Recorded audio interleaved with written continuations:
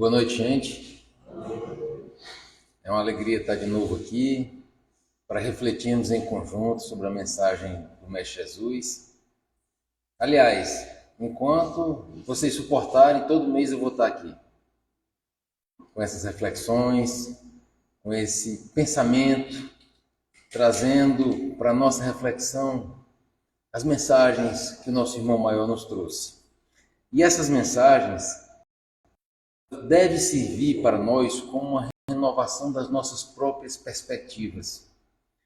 Porque, como eu tenho dito sempre, minha gente, se a gente pegar o Evangelho, intelectualizar, mas não trazer para o sentimento e para a ação, a gente não está fazendo quase nada. Então precisamos mudar da família. Faz essas perguntas: o que é que eu quero da vida? E o que seria mudar de perspectiva? É a gente fazer a pergunta: o que é que a vida quer de mim?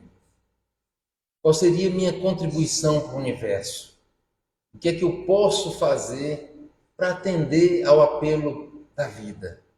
Isso é uma pergunta, é aquela que de frente à razão em todas as épocas da humanidade.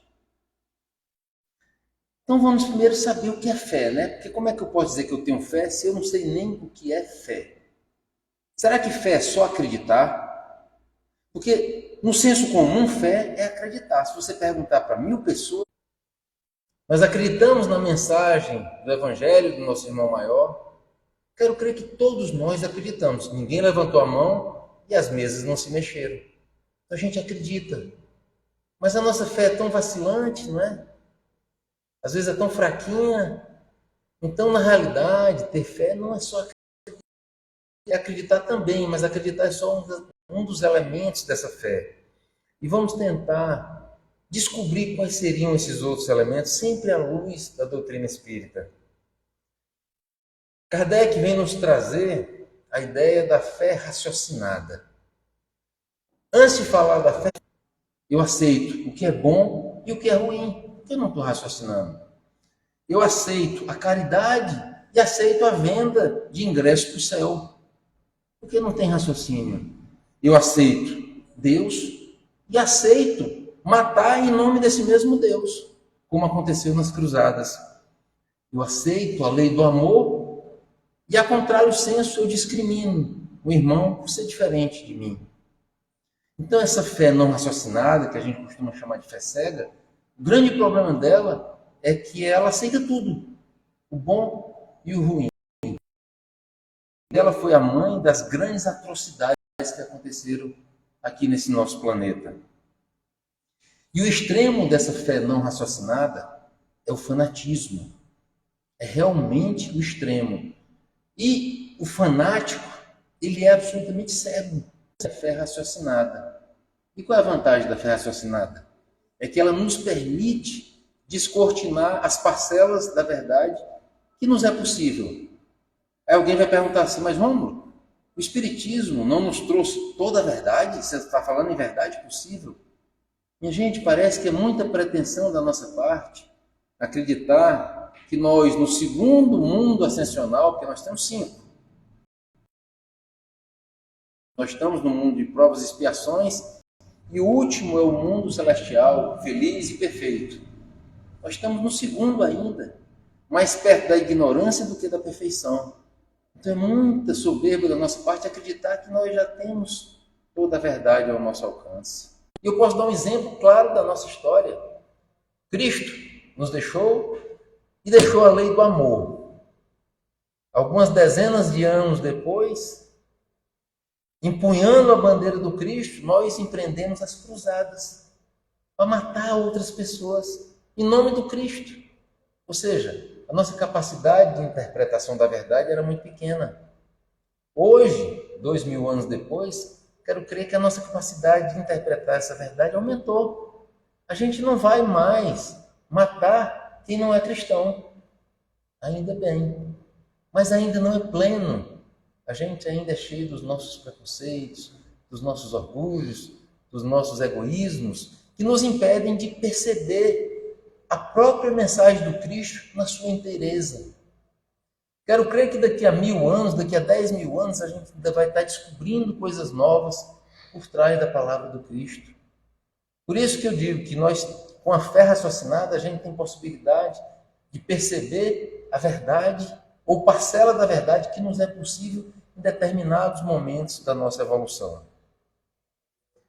E é bom que se diga que esse dogma da fé cega, ele produziu duas coisas. O primeiro foi tragédias.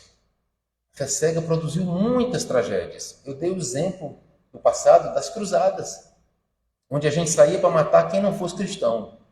E agora, recentemente, o que é senão os atos de terrorismo? Senão fé cega. Um irmão nosso veste um colete cheio de bomba, vai para uma multidão e se explode no meio dessa multidão.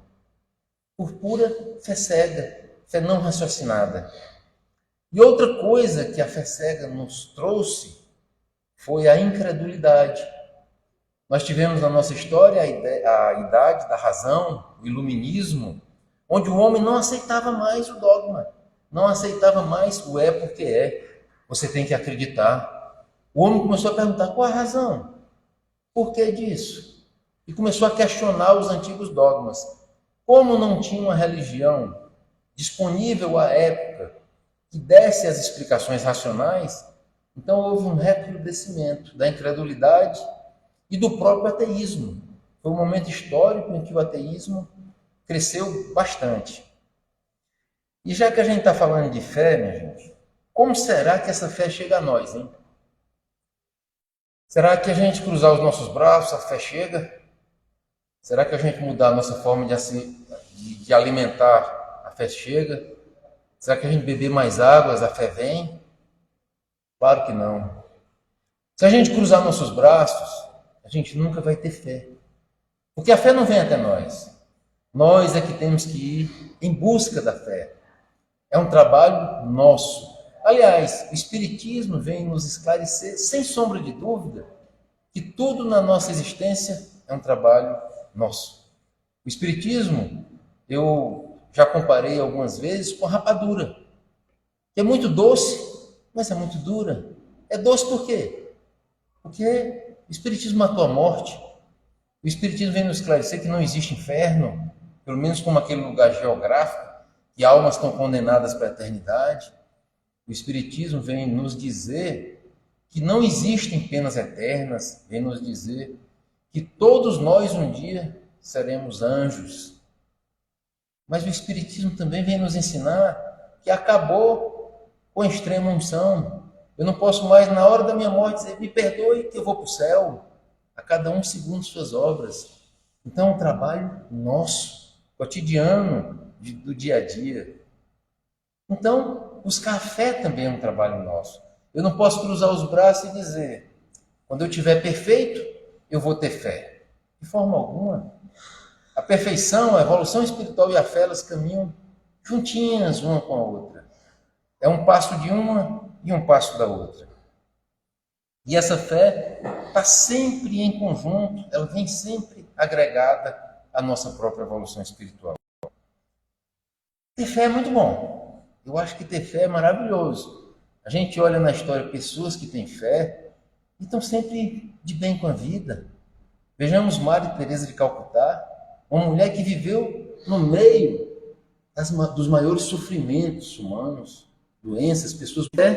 É muito bom. Então por que nós não buscamos a fé? Nós, minha gente, temos uma rejeição natural à mudança. O nosso psiquismo, ele tem medo da mudança. Eu vou ter que mudar a minha forma de pensar, de sentir e de agir. E muitos de nós têm medo dessa mudança. Além disso, ter fé importa em aumentar a minha responsabilidade. Para nós que conhece todos os equívocos que tinha cometido até aquele momento, se levanta e com a fé que ele nunca tinha conhecido, olha para o Cristo e diz, o que queres que eu faça? Ele não investiu nem um minuto da existência dele com culpa. Arrependimento sim, culpa não. Ele se levantou pronto para o trabalho. O que queres que eu faça? E a partir daquele momento foi que ele mudou com aquela nova fé. A forma de pensar, de sentir e de agir. E a partir daquele momento, ele se sentiu absolutamente responsável por essa fé nova que ele tinha abraçado. É tão verdade isso que em Romanos, se não me engano, capítulo 1, versículo 14, Paulo diz: eu me sinto devedor, tanto a gregos quanto a bárbaros, tanto a sábios quanto a ignorantes. Por que Paulo se sentia devedor de todo mundo? Porque ele tinha abraçado essa fé. Ele tinha necessidade de compartilhar essa fé. E foi o grande apóstolo dos gentios que levou a fé cristã para fora dos portões de Jerusalém. O próprio Espiritismo, minha gente, nasceu de um método científico, de uma investigação científica, de um método dedutivo.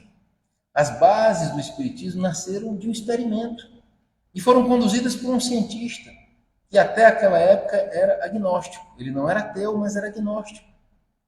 E através da experimentação, ele começou a analisar aquele fenômeno.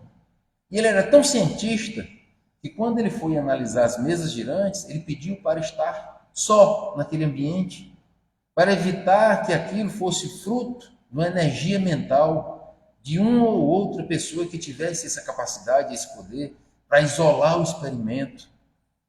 E ele começou a partir de algo concreto, que eram aquelas mesas girantes, para chegar em algo abstrato.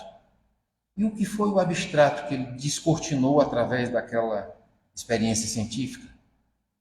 As bases das leis espirituais, que são abstratas e erga omnes. Elas valem para todos nós, em qualquer momento da nossa existência. Então ele partiu do concreto, que foi o fenômeno, para o abstrato, que foram as leis.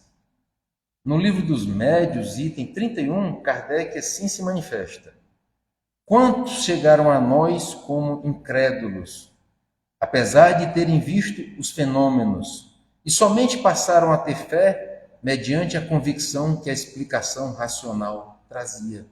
Ou seja, naquela época, muitos viram as mesas, mas disseram que aquilo estava no raio do milagre, no raio do absurdo, algo inexplicável.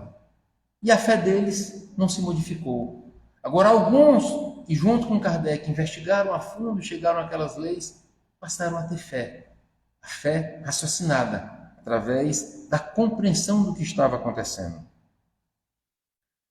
Então, nós já vimos que temos a crença, que é um dos fatores da fé, e temos também o raciocínio. Tem algo mais? Tem muito mais coisa para a gente chegar e poder dizer que a nossa fé é inabalável. Porque além do raciocínio, a gente tem que ter compreensão. Não basta o raciocínio. E aqui eu trago um exemplo da palavra do próprio Cristo. Ele nos disse: renuncia a ti mesmo, pega a tua cruz e segue-me. Renuncia a ti mesmo. Quando eu vou raciocinar a literalidade dessas palavras, eu chego a que conclusão? Que o Cristo estava mandando eu desistir de mim mesmo. Que outra conclusão eu ia ter diante da literalidade dessas palavras? Só, minha gente, que nós somos um projeto de Deus. Cada um de nós é pequenino se comparado com o universo, mas ao mesmo tempo é grandioso, porque nós somos um projeto exclusivo de Deus. Não existe ninguém parecido com nós no universo inteiro. Nós somos um projeto exclusivo de Deus. Então vamos compreender isso. Será que seria possível o Cristo pedir para nós desistir de um projeto de Deus? Não é possível isso. Então não basta raciocinar, a gente tem que compreender. Então vamos tentar compreender o que é que o Cristo estava dizendo quando ele disse: renuncia a ti mesmo, pega a tua cruz e segue-me. Nós temos algo que é inerente à nossa psique, é o ego. E ele é inerente à nossa psique, ele é estruturante da nossa psique. Nós não podemos simplesmente dizer: vou matar o ego em mim. Nós precisamos dele. Mas tem duas características do ego. Uma é o orgulho. O ego adora dizer sou eu. E outra é o egoísmo. O ego adora dizer é meu. Então todos nós temos no nosso ego essas duas características. o egoísmo e o orgulho. Então, quando Cristo diz, renuncia a si, pega a tua cruz e segue-me, ele está dizendo, renuncia a essa parcela de ti, que é o egoísmo, o orgulho. Pega a tua cruz e segue-me. Agora a gente compreendeu. Agora eu posso aceitar. Eu não poderia jamais aceitar que Cristo estava nos aconselhando a desistirmos de um projeto de Deus. Agora eu compreendi. Puxa vida, que bom. Então a fé tem acreditar, tem raciocinar e tem compreender. E fica sempre mais fácil quando a gente compreende, né? É verdade. Tem mais coisa? Tem. Parece que é muito difícil ter fé inabalável. Eu nunca gosto dessa palavra difícil, porque a gente já cria uma barreira para nós mesmos. Quando a gente diz, isso é muito difícil, a gente já está impondo uma barreira para que a gente consiga aquele objetivo. Então eu prefiro dizer que é desafiador. Então realmente, ter fé é uma conquista desafiadora. O Evangelho do Cristo ele fala em muitos momentos sobre a fé. Todos nós já presenciamos momentos que o Cristo diz, tua fé te salvou. Em outros que ele diz, tua fé te curou. Mas somente em 2 momentos, em todos os evangelhos narrados pelos 4 evangelistas, é que nós presenciamos o Cristo dizer que a tua fé foi muito grande. Tua fé é muito grande. Em 2 momentos. E eu vou citar rapidamente os 2. E o segundo nos interessa muito mais, porque o segundo é o primeiro exemplo que está dentro do Evangelho de uma fé raciocinada. O primeiro exemplo é o exemplo da mulher cananeia, que ela está no Evangelho de Mateus, capítulo 15, versículo 21 a 28. O Cristo estava indo para a região de Tiro, ele e os apóstolos. E uma mulher começou a gritar, dizendo que queria estar com Cristo, queria estar na presença do Cristo. Aí o Cristo olha para ela, com aquele olhar amoroso que só o Cristo tem, mas não faz nada, porque o Cristo sabia o que ia acontecer e ele queria deixar o exemplo daquela mulher para nós. E os apóstolos começaram a se incomodar com a presença daquela mulher que gritava, que dizia a todo instante que queria estar com Cristo. Até o momento que um apóstolo chegou para o Cristo e disse, Senhor, nos ajuda a nos desvencilharmos dessa maluca. Essa mulher está a nos perturbar, manda ela embora. E o Cristo nada fez. E ela se desvencilhou dos apóstolos, chegou aos pés do Cristo e se prostrou. E disse, meu Senhor, cura a minha filha. Eu sei que tu só precisa de um único gesto, de um único pensamento e ela estará curada. E o Cristo disse exatamente isso. Ó mulher, quão grande é a tua fé. Tua filha está curada. Essa foi a primeira vez que o Cristo disse que uma fé era grande. E o segundo exemplo agora que nos interessa mais diretamente, porque ele relata um exemplo de uma fé raciocinada. Tinha um centurião, cuja centúria dele era em Cafarnaum. E quando o Cristo estava chegando a Cafarnaum, ele foi abordado por alguns anciãos judeus, a pedido desse centurião. E esses anciãos chegaram ao Cristo e disseram, mestre, por favor, salva o servo do centurião. Ele nos pediu para vir ter contigo, que o servo dele está muito doente. E o Cristo também, sabendo o que ia acontecer e que ia deixar o exemplo para nós, se dirigiu até a casa do centurião. O centurião, vendo o Cristo, saiu, não olhava diretamente, olhando para baixo, num tom de humildade, disse, meu Senhor, eu não fui ter contigo porque não sou digno de estar na tua presença. E também não o chamei para minha casa porque a minha casa também não é digna de receber a tua presença. Mas eu estou com meu servo adoentado e eu tenho muito estima a ele. Dizei uma palavra, acenai, mesmo que de forma breve, e ele estará curado. Pois eu sou um centurião, tenho poder político e militar, controlo 80 soldados, que era o número de soldados de uma centúria. E se eu mandar que qualquer um desses soldados faça alguma coisa, eles farão. Se eu mandar que qualquer servo meu faça alguma coisa, eles também farão, por conta do meu poder político e militar. Vós tem um poder muito maior do que o meu poder. Então só precisa um breve gesto, um pedido, uma ordem tua para a espiritualidade, que o meu servo estará curado. Aí o Cristo diz para esse homem: digo-vos que em Israel não tenho achado tamanha fé. Então esses foram os dois únicos momentos que o Cristo disse que a fé era gigantesca. Aí vamos ver esse centurião, vamos analisar primeiro ele.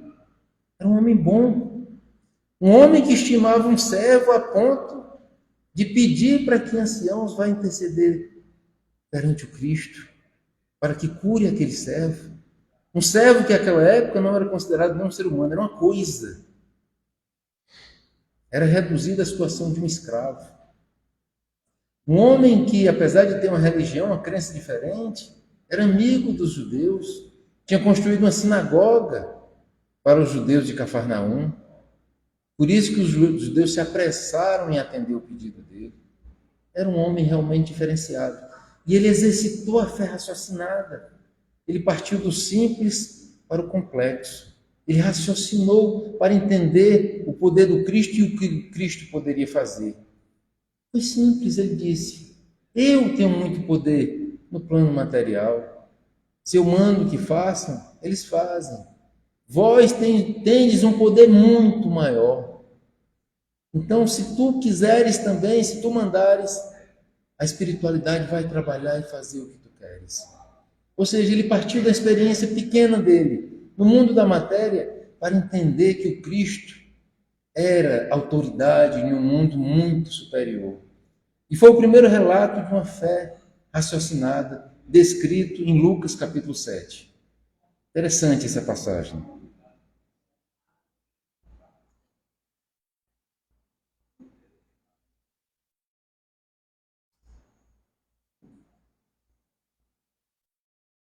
Então, minha gente, temos que fé, além de acreditar, além de raciocinar, além de compreender, é algo mais. E aqui vamos buscar o auxílio de Emmanuel.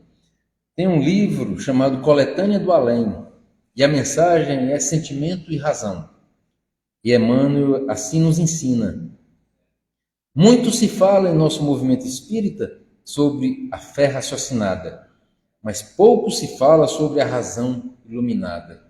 E aqui Emmanuel está falando para cada um de nós. Que quantas e quantas vezes a gente falou da fé raciocinada sem se atentar para a razão iluminada. Então essa iluminação é mais uma característica dessa fé inabalável. E o que seria essa iluminação? Minha gente, a razão, a compreensão está aqui. Mas a gente começa a iluminar quando a gente traz essa necessidade para o nosso sentimento. Que aí vem para o trabalho. Vamos pegar o exemplo da interpretação do trecho do Cristo quando ele diz: renuncia a ti mesmo. Então eu raciocinei e compreendi aquilo. Não é desistir de mim, mas é renunciar ao meu orgulho e ao meu egoísmo. Pronto.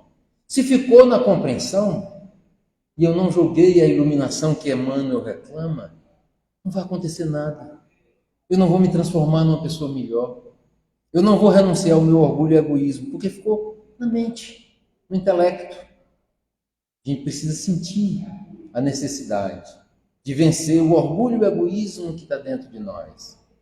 Isso é jogar a iluminação na razão. E depois que a gente ilumina essa razão, o trabalho é uma consequência natural. Pode ser que a gente passe a encarnação inteira só com a intelectualidade, intelectualizando o Evangelho, raciocinando e compreendendo.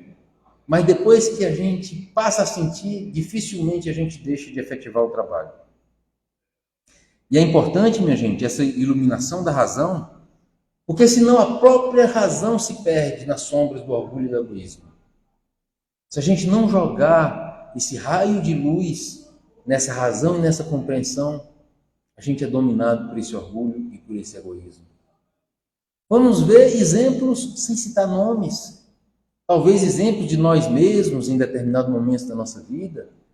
Mas quantos e quantos autoridades religiosas na seara espírita, Quantos palestrantes, quantos escritores, quantos padres, quantos pastores, quantos monges que conhecem, que raciocinam, que compreenderam a mensagem do amor, mas que não jogaram a iluminação sobre essa compreensão.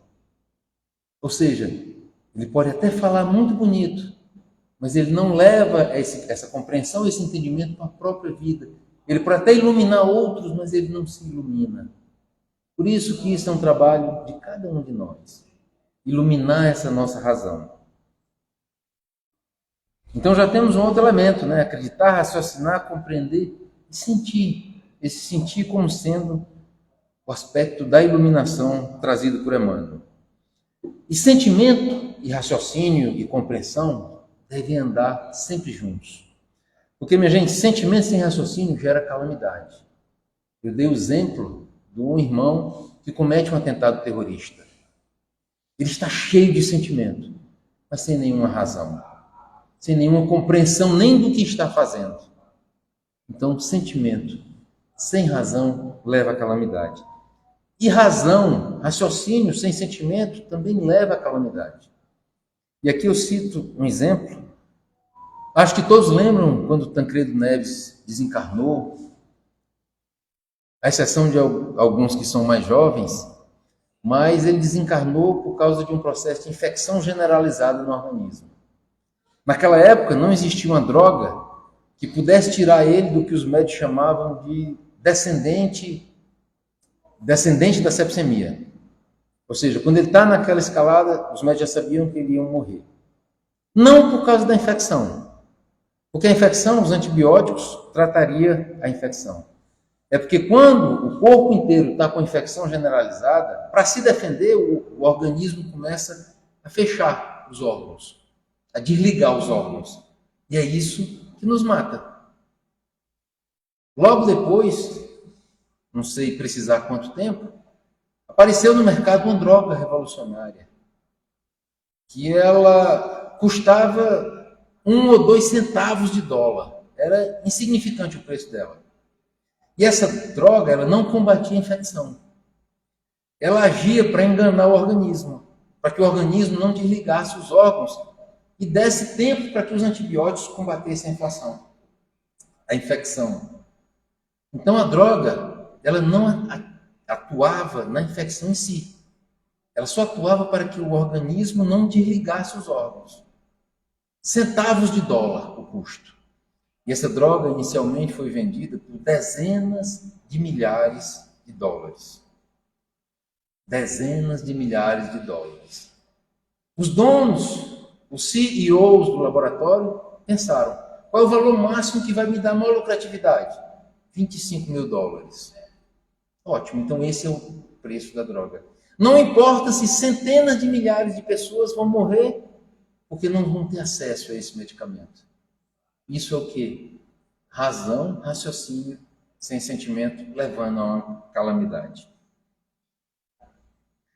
Em Mateus 11, 25, tem a conhecida trecho, né? Ocultaste essas coisas aos sábios e entendidos e as revelaste aos pequeninos. Quem são os sábios e os entendidos aqui? São os racionais, orgulhosos, que se distanciam do sentimento, que não jogam aquela luz na própria razão, na própria compreensão. Ou seja, minha gente, é importante que todos nós percebamos que não basta eu compreender a mensagem do Cristo. Eu tenho que jogar luz nela para trazer ela para a minha vida, para o meu cotidiano, para a minha autotransformação.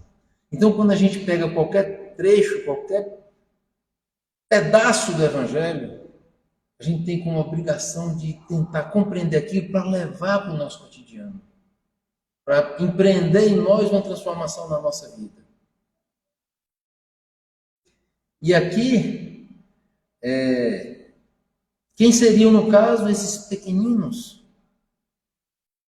que foram revelados? Seriam aqueles humildes, que mesmo que às vezes não tenham um intelecto tão diferenciado, mesmo que não tenham muito estudo, mas eles compreenderam aquela parcela. E eles juntaram com essa compreensão o sentimento, a emoção. Nós, quando éramos fariseus, o que é que nós fazíamos? Qual era a prática do farisaísmo? Muito raciocínio e pouca prática do amor. Então, para nós outros aqui, 2000 anos depois do Cristo, o que é que a gente deve fazer paralelo a essa fé raciocinada? Não se conformar só com a fé raciocinada. Juntar a fé raciocinada com outro mantra do Espiritismo. Fora da caridade não há salvação. Fora da caridade não há salvação é um hino ao amor. A caridade nada mais é do que o amor em movimento. Então vamos juntar nossa fé raciocinada com esse fora da caridade não há salvação. E quero crer que a gente diminui as nossas possibilidades de cometer equívocos.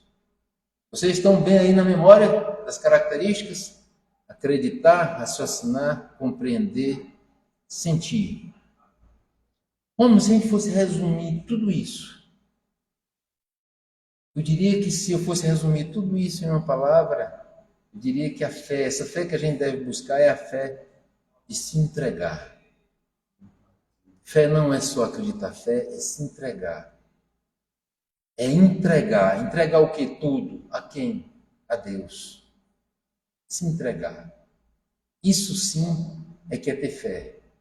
O nosso filhinho, e eu tenho um de 5 anos, sei muito bem o que é isso, ele não acredita em mim, ele tem fé em mim. Ele está numa altura grande, ele se joga. Eu que me vire para pegar ele. Ele se entrega. Ele tem convicção que eu vou acolher. Então é isso que nós precisamos fazer no nosso dia a dia. Imitar Rafael, meu filho. Se entregar. E olha que Rafael confia, Rafael se entrega a um pai humano, extremamente falível, cheio de defeitos, cheio de equívocos. Nós, com a nossa fé, vamos nos entregar a quem? A Deus.